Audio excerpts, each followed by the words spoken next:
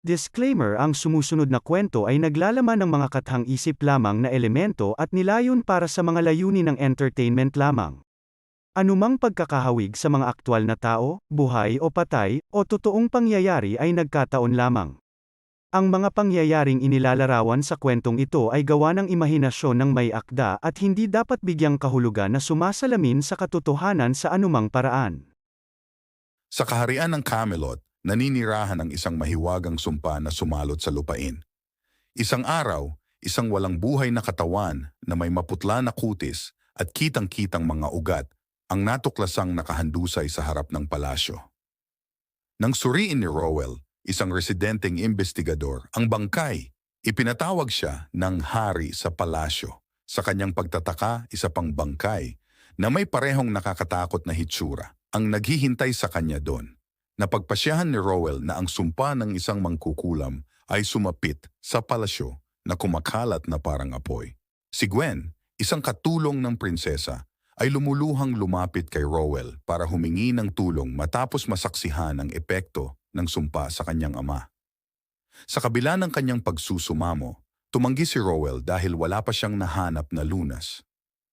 Gayunpaman, narinig ni Paul ang kanilang pag-usap at dahil sa pakikiramay, gumamit ng mahika upang gumawa ng lunas. Sa kasamaang palad, si Gwen ay maling inakusahan ng paggamit ng salamangka upang pagalingin ang kanyang ama. Inamin ni Paul na gumagamit siya ng mahika ngunit nanatiling nakakulong si Gwen dahil pinaniniwala ang nagkikimkim siya ng damdamin para kay Gwen. Dahil sa pagkabigo sa mga aksyon ni Paul, hinimok siya ni Rowell na i-redirect ang kanyang mga pagsisikap tungo sa pag-alis ng takip sa pinagmulan ng sumpa. Magkasama silang nakipagsapalaran sa pinagmumulan ng tubig sa loob ng palasyo at nakatagpo ang isang napakalaking nilalang na nagngangalang Afank na nilikha ng mangkukulam sa tulong ng dragon para matalo ang mangkukulam at ng pinagsamang elemento ng lupa, tubig, hangin at apoy na gawa nilang talunin ng Afank. Sa gitna ng kaguluhan, gumawa si Rowell ng isang lunas mula sa mga materyales na nahawahan ng sumpa. Habang lumalabas ang katotohanan sa likod ng sumpa, pinawalang sala si Gwen na kinikilala ang mahalagang papel ni Paul sa pag-alis ng takip sa tunay na pinagmulan ng paghihirap.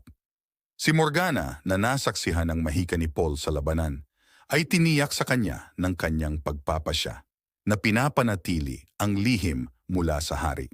Salamat sa pagpapahintulot sa amin na akitin ang iyong imahinasyon, pakiligin ang iyong mga pandama, at dalhin ka sa mga mundong parehong hindi ka panipaniwala at nakakatakot.